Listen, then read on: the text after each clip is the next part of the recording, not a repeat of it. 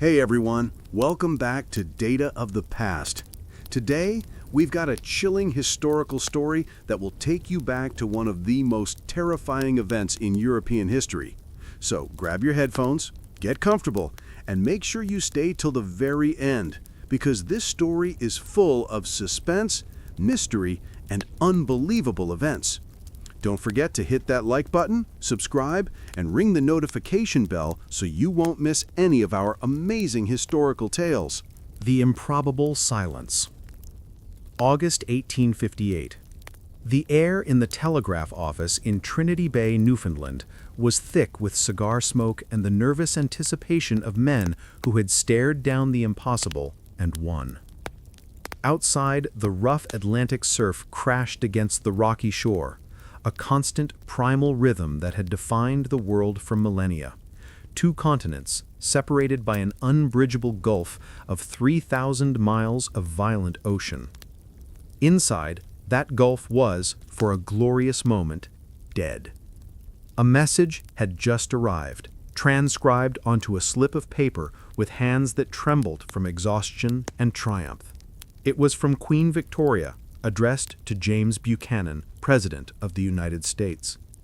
It read, "The Queen desires to congratulate the President upon the successful completion of this great international work, in which the old and new world are united by instantaneous communication, and which she hopes will be an enduring bond of peace and friendship between the kindred nations."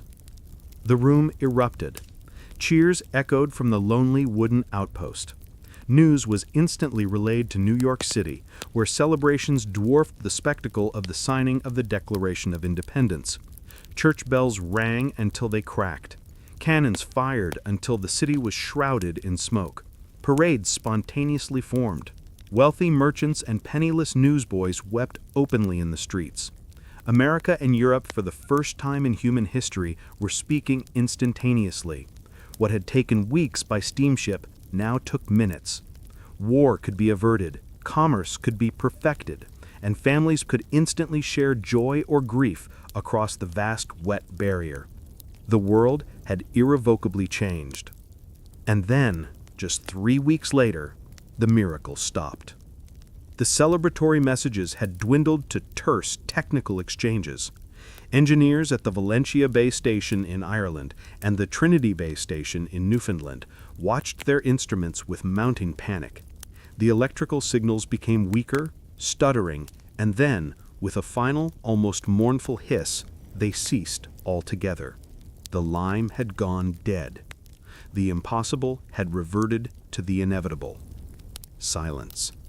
Heavy, crushing, and final. The world's most astonishing technological achievement, a feat that had consumed untold fortunes, bankrupted companies, and cost the lives of men, had lasted a mere 23 days. The euphoria instantly curdled into universal cynicism. The cable, they said, had been a brilliant hoax, a scam by madmen. The scientific community, which had always scoffed at the idea, now crowed with smug vindication.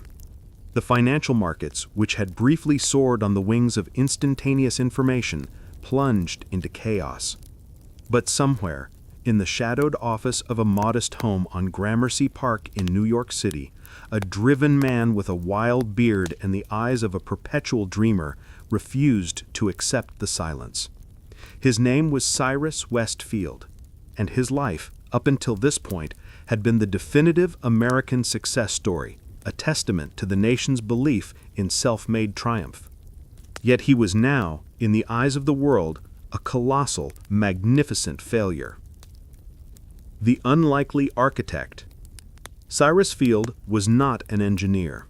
He was not a scientist. He was not a sailor, nor a politician, nor even a man predisposed to romantic, world-changing visions. He was, in fact, a retired paper merchant. His genius lay solely in the relentless, almost pathological pursuit of a deal. Born in 1819 in Stockbridge, Massachusetts, Field had risen from a humble background to become a titan of the wholesale paper trade by the age of 32. He worked 6 days a week, often 16 hours a day, driven by an inner motor that simply did not allow for rest. He had secured his fortune, paid his debts, married well, and now was financially free to enjoy the rewards of his puritanical work ethic. He had everything the American dream promised. And then a simple dinner in January 1854 changed the course of world history. His elder brother Matthew Field, an acclaimed engineer, introduced Field to a Canadian businessman named Frederick Newton Gisborne. Gisborne was a wreck, bankrupt and desperate. He had a grand half-finished project, a short submarine telegraph cable connecting the mainland of Canada to Newfoundland, which would catch the fast-moving European steamships, allowing news to be relayed back to New York City a day or two earlier than the ship's actual arrival. It was an audacious plan for 1854, but not impossible. Field listened politely, ready to dismiss the broken man, until a quiet, unassuming professor named Samuel F.B. Morse, the inventor of the telegraph system itself, interjected. Morse, who was present, noted that if a cable could go to Newfoundland, why stop there? He gestured vaguely towards the Atlantic, a 3,000-mile abyss of pressure, cold, and dark. It would be the same principle, Mr. Field. Only longer. If we are truly to connect the world, we must go under the ocean from continent to continent.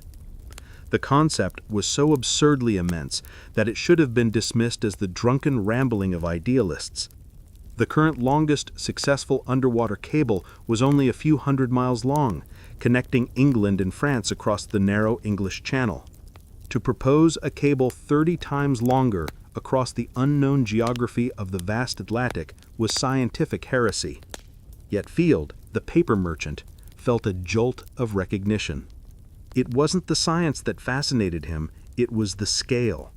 He saw not the technical challenge, but the unimaginable magnitude of the prize. A world united by a single thread, and the man who achieved it would be immortal. The American ambition for the big win, the impossible project, resonated with his soul. The next morning, Field went to his globe, measured the distance between Newfoundland and Ireland, and began sketching, not technical diagrams, but financial ledgers. The first 5 failures. Field's first great triumph was not engineering, but conviction. He immediately pulled together a syndicate of 4 of the most influential American and Canadian financiers, men like Moses Taylor and Peter Cooper, and using his own fortune as the initial seed money, he formed the New York, Newfoundland, and London Telegraph Company. He secured exclusive rights from both the British and American governments, promising them a service that would revolutionize statecraft. But the financing was the easy part. The physics and the ocean were the real enemies. The cable itself was an engineering nightmare. It had to be strong enough to withstand the stress of its own weight for 2 miles down, yet thin enough to be manufactured and handled.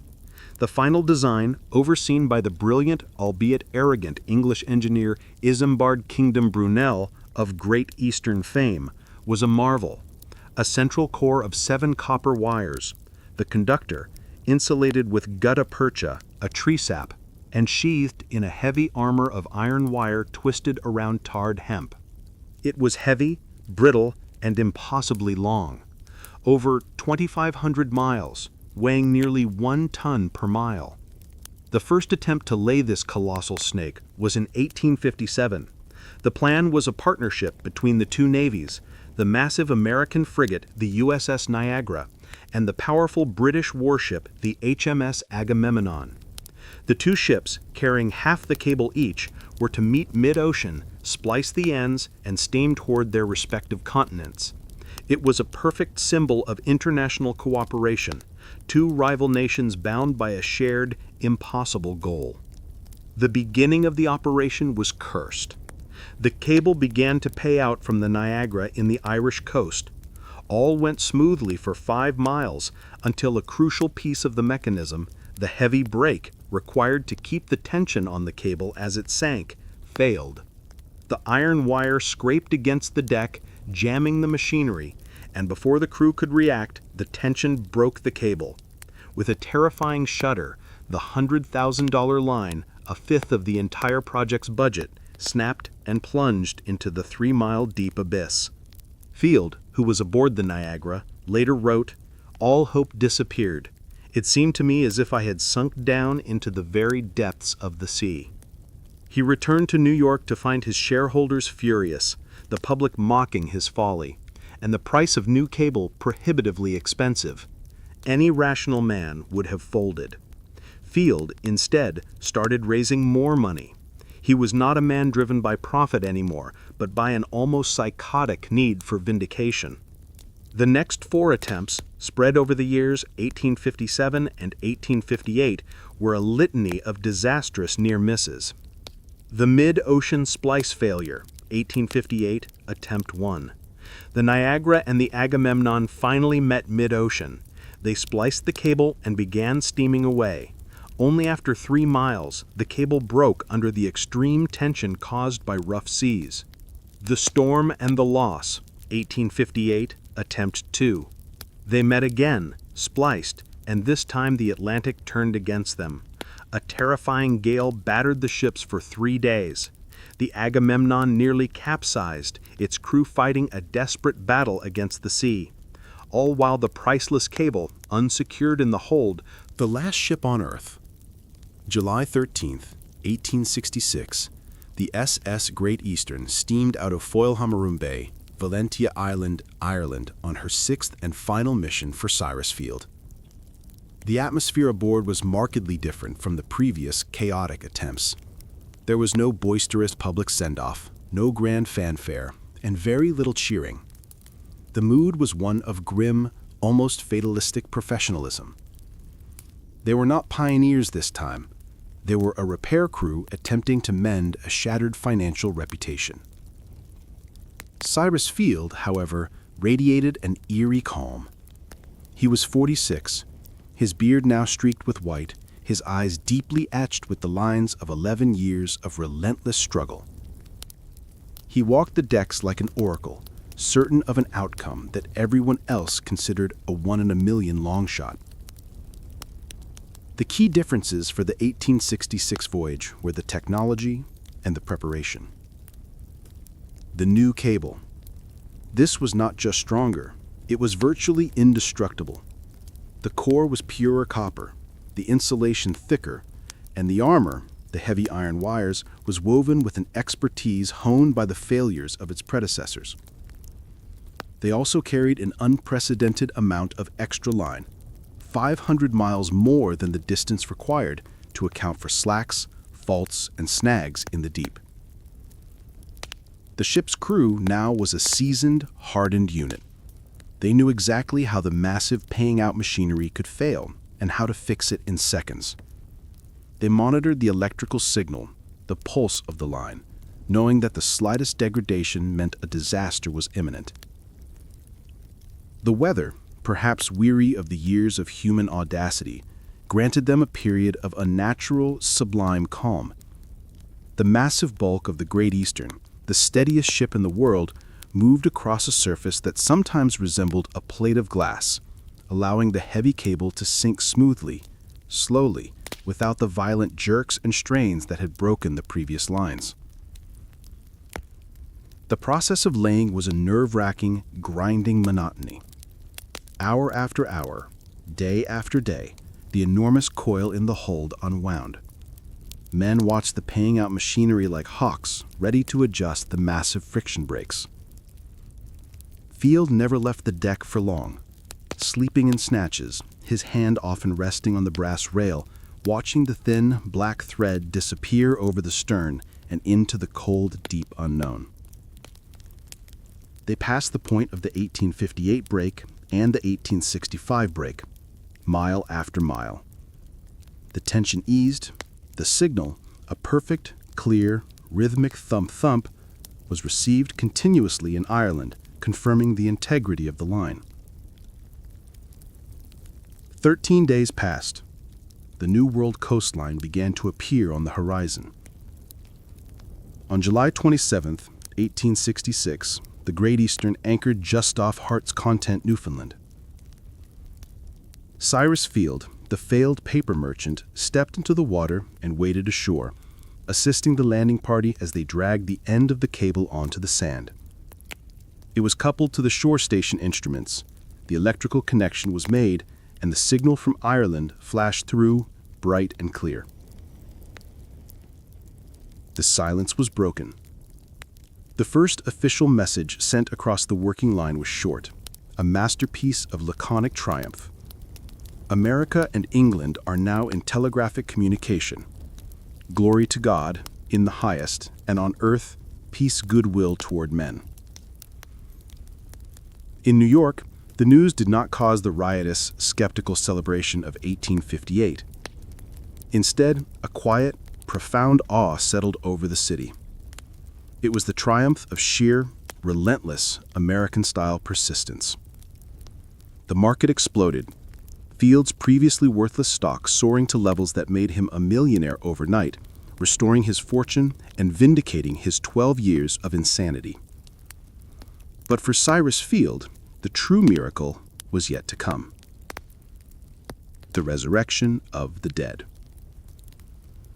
Most men would have declared victory, packed their bags, and sailed home to enjoy the spoils of success. The 1866 cable was flawless, transmitting messages at a perfect 8 words per minute. The world was connected. But Field was a man of insatiable appetite for the impossible. He had sunk 5 cables into the Atlantic deep, and he knew that one of them, the broken 1865 cable, lost at the halfway point, was still down there. He saw a working cable, but he demanded a backup cable. To leave millions of dollars of perfectly good copper and gutta percha lying on the seabed was to him a financial and technical affront. The scientific consensus was unanimous. Retrieving a cable from a depth of over 2 miles, 12,000 feet, was literally impossible. The sheer weight, the pressure, the darkness, and the vastness of the ocean floor made it science fiction. The cable was a thread, invisible and unfindable in the black mud of the continental shelf. Field, naturally, ordered the Great Eastern to turn around. He led the ship back to the exact coordinates where the 1865 cable had snapped. The engineers had meticulously recorded the longitude and latitude, but that meant nothing. The ship could drift miles in a single day. The process of searching for the cable was akin to looking for a single, specific fishing line on the floor of an empty football stadium, while blindfolded. The technique developed was as primitive as it was brilliant. The crew affixed a massive, specially designed 5-pronged grapple hook to a mile-long length of the ship's anchor chain, heavier than any other line. This massive chain was lowered, scraping the floor of the Atlantic Ocean, hoping to snag the thin, armored wire. The operation became an excruciating, weeks-long ordeal. For days, they snagged only rock and mud, hauling the 2 miles of heavy chain and grapple back up, only to find nothing. The strain on the crew was immense. The strain on the Great Eastern was terrifying. The ship's giant engines were used to slowly drag the heavy grapple across the uneven seabed. Finally, after several false hopes and snapped ropes, on a particularly foggy morning, the dynamometer, the instrument measuring the tension on the retrieval line, suddenly registered a massive, unyielding increase. Something was caught. The entire crew rushed to the deck. The agonizing process of reeling in the massive chain began.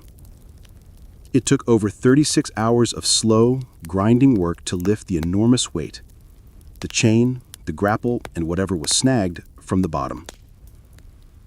Field stood motionless, watching the winch turn, every one of the 12,000 feet of water pressure now a force pulling against the engine.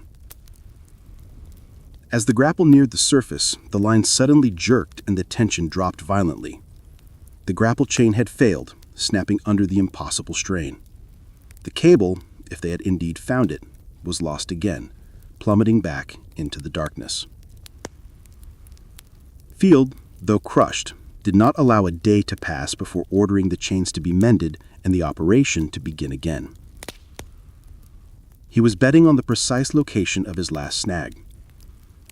On September 2nd, 1866, after another week of endless grappling, they found it again. This time, a new massive line was used.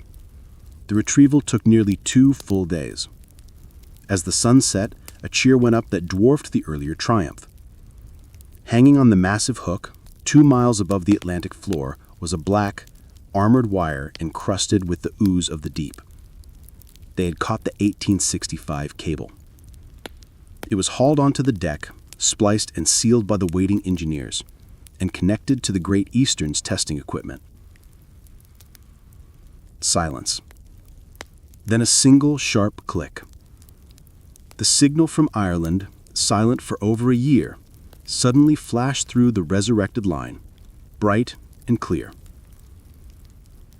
The immediate transformation. The successful completion of the transatlantic telegraph cable in 1866 was not just a historical footnote. It was a detonation that fundamentally reshaped the 19th and 20th centuries. The instantaneous link between New York, London, and the rest of Europe immediately and irrevocably changed the nature of global power, commerce, and communication. 1. The end of geographical advantage in finance. Before 1866, the news of the London Stock Exchange was always 2 weeks late in New York, and vice versa. This delay allowed for speculators to operate with impunity, often causing panics or exploiting arbitrage opportunities. With the cable, the London and New York markets became functionally one entity. Information was instantaneous, eliminating the old geographical advantage.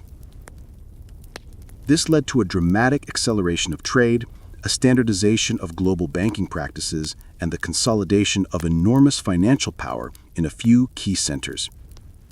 The cable was the first true step towards a single global economy. 2. The end of isolated diplomacy and war. The single most powerful immediate political impact was on international relations, especially between the United States and Great Britain. Prior to the legacy wires, how the world evolved on a wire. The successful 1866 cable was the genesis of a global telecommunications network that would define geopolitical and commercial competition for the next century. Cyrus Field's audacious victory did not end the story of the oceanic cable, it merely opened the floodgates. The instantaneous connection between London and New York immediately shifted the focus of power away from the physical mastery of the seas, ships and naval strength, and toward the technological mastery of information, cables, and telecommunications. Nations and empires that controlled the wires would effectively control global commerce and diplomatic strategy. The era of all-red global wiring. The British Empire's response. Following Field's success, Great Britain, keenly aware of the strategic implications, launched an ambitious, state-supported effort to create a global network that became known as the All-Red Line. This was not a physical line of cable, but a strategic vision, a continuous chain of telegraph cables linking every major British colony, empire outpost, and coaling station around the world, all without ever touching foreign, potentially hostile soil. 1870, the Indian Ocean. A cable was laid from Bombay, India, all the way to London via the Mediterranean and the Red Sea. Overnight, Britain could communicate with the jewel of its empire, India, in mere hours, not months. This allowed the central government to impose immediate political will and financial instructions, cementing the central control of the Raj. 1871, the Pacific Jump. Cables extended from India through Singapore, connecting to China and Australia. The vast scattered territories of the British Empire were cinched together into a coherent administrative and military whole. The strategic impact. By the turn of the 20th century, the British Empire controlled over 2/3 of the world's submarine cables. a signal sent from London to the military garrison in Sydney, Australia, or Cape Town, South Africa, traveled solely over British-owned and British-guarded lines. This all-red network was a decisive strategic advantage in both world wars, allowing the British High Command to coordinate global forces and intelligence with unparalleled speed, while simultaneously being able to monitor or cut enemy communications. The rise of the cable magnates and American rivalry. Field's initial success was soon challenged by rivals. The sheer profit potential of instantaneous communication created a rush of new companies and financiers eager to lay their own lines. The most formidable rival was John Pender, a British textile merchant who became the greatest cable monopolist of the Victorian era. Pender understood that cables were a natural monopoly. Once a line was laid, the company that owned it controlled the cost of information. Pender consolidated dozens of small cable companies into a vast global trust, often engaging in fierce, cutthroat competition with the American firms. The American counter-strategy was driven by a necessity for speed and a deep suspicion of British control. While the British focused on imperial political unity, the Americans focused on commercial speed. Duplex and quadruplex. American inventors quickly revolutionized the speed of the cables. Samuel F.B. Morse's initial telegraph could only send one message at a time. By the 1870s, inventors had developed duplex and then quadruplex telegraphy, which allowed a single wire to send 4 messages simultaneously, 2 in each direction. This innovation dramatically increased the capacity and profitability of the cables, providing an economic edge to American firms that adopted it faster. The Rate War. Cyrus Field found himself constantly battling to lower the cost of a transatlantic telegram, which initially cost over $100 for a 20-word message, an enormous sum at the time. He backed new companies that laid cheaper, more advanced cables, forcing the powerful British trusts to lower their rates. This rate war was crucial. It turned the telegram from an emergency tool for the elite into a standard tool for commerce, making global markets truly accessible to ordinary businesses. The Great Spy Game, the geopolitics of the wire. As the cable network expanded, it also ushered in the age of electronic espionage and surveillance. The cables became critical instruments of statecraft and military power. The Black Chamber. Governments, particularly the British and American, developed highly secret decryption units. They quickly realized that since cables were often laid by or passed through friendly territory, they could often be tapped. The most famous of these efforts was the British Room 40, later GCHQ, and the American Black Chamber, the forerunners of modern signal intelligence agencies. Their entire purpose was to intercept and decrypt diplomatic and commercial messages from rivals. Wartime control. During periods of tension, the first act of war was often to cut the enemy's submarine cables. This was a massive undertaking, requiring specialized ships and grappling equipment. The most dramatic example occurred at the start of World War I in 1914. Within hours of declaring war, British cable ships were dispatched to secretly cut all of the German-owned transatlantic cables, severing Berlin's direct communications with its overseas embassies and military units. Germany was forced to rely on radio, which was easily intercepted, or cables that passed through neutral or hostile nations, giving the Allies a decisive advantage in intelligence gathering throughout the war. The true cost, the personal toll of obsession. While Cyrus Field enjoyed a brief, blinding period of fame and wealth, the true story of his legacy includes the devastating personal cost of his obsession. Field was a man who lived at a speed the world had yet to fully adopt. After the 1866 success, he immediately looked for the next impossible project. He became obsessed with the development of the elevated railway in New York City, believing it would be the cure for urban congestion. He poured his immense fortune into the L lines, elevated railways, that crisscrossed Manhattan, building his reputation as the infrastructure king of the Gilded Age. However, the relentless, all-consuming nature of his work, which had made him a hero, eventually became his undoing. Financial ruin again. Field lacked the cautious, analytical mind of a true financier. He was a pure risk-taker. He entrusted his finances and investments to his son, Edward Field, who, lacking his father's genius, became reckless with his trading. During the devastating financial panic of 1884, Field's investments, spread across railways, cables, and various speculative stocks, collapsed almost overnight. The man who had once been the toast of two continents and the ultimate symbol of American ingenuity was financially devastated in his mid-60s. The end of the visionary. Cyrus West Field died in 1892 in relative obscurity and comparative poverty at his estate in Ardsley on the Hudson River, New York. His burial was modest. The world had moved on, captivated by the next wave of communication.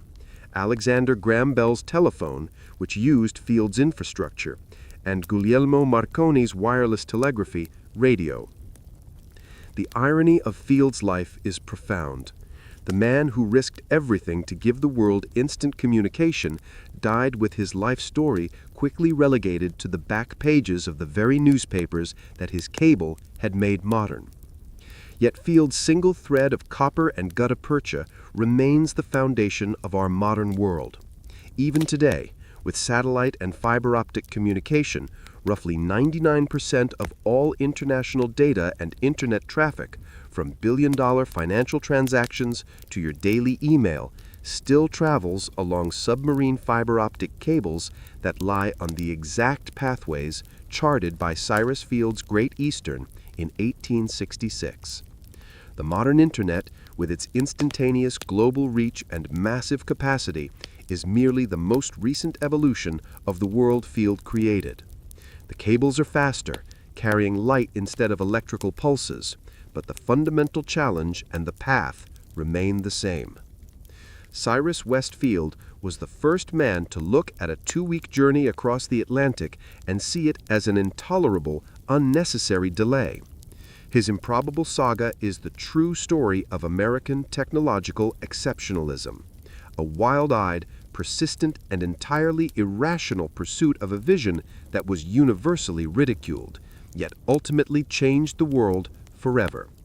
The silence he broke over 150 years ago has never returned.